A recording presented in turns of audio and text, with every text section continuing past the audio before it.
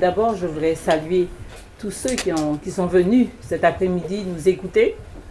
Je pense que ce sont des personnes qui sont déterminées, ce sont des personnes qui ont envie, soif de justice et qui sont conscients que nous menons un combat, je crois, fondamental.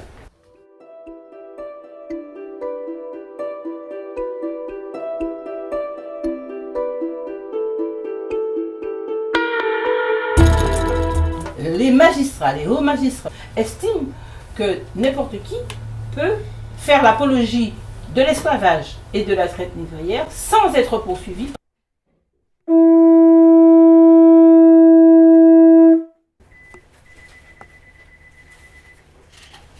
Que nos aïeux et nos ancêtres nous accompagnent dans cette lutte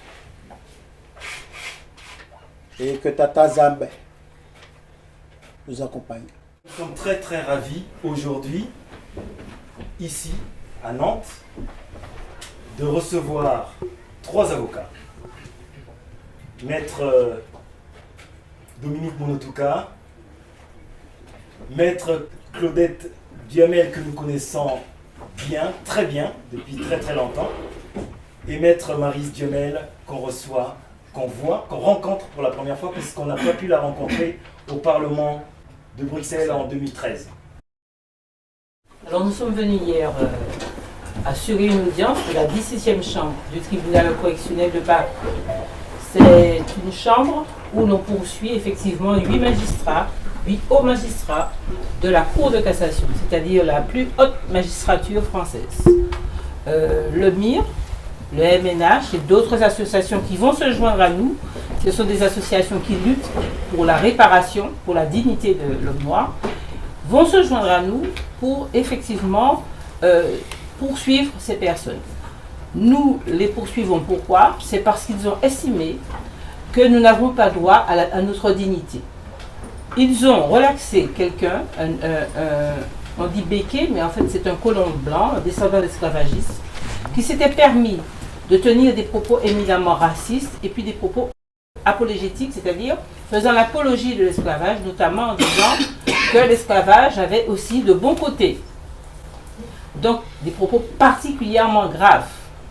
Donc cet homme était poursuivi et il va saisir, il a été condamné par des juridictions en Martinique et il va saisir la Cour de cassation qui va dire que la loi Taubira qui établit le crime contre l'humanité de la traite négrière et l'esclavage, eh bien c'est une loi qui n'a pas de portée normative et que c'est une loi qui ne peut pas servir de fondement à des poursuites contre l'apologie de crimes contre l'humanité que furent l'esclavage et la traite négrière.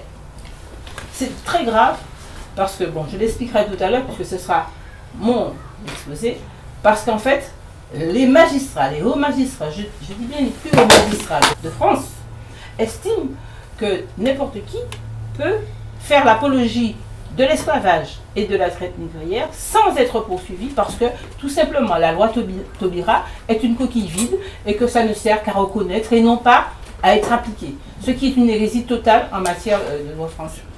Donc on les a poursuivis devant la 17e chambre pour discrimination. Et voilà, le ministère public qui devrait être de notre côté, puisque nous sommes des parties civiles, se trouve du côté des magistrats et il prend des écritures, des conclusions pour demander la nullité de la procédure sans nous en informer, sans nous envoyer copie.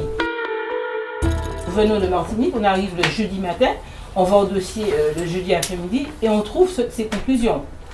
Et ils nous disent oui, on vous les a envoyées. Aucune preuve.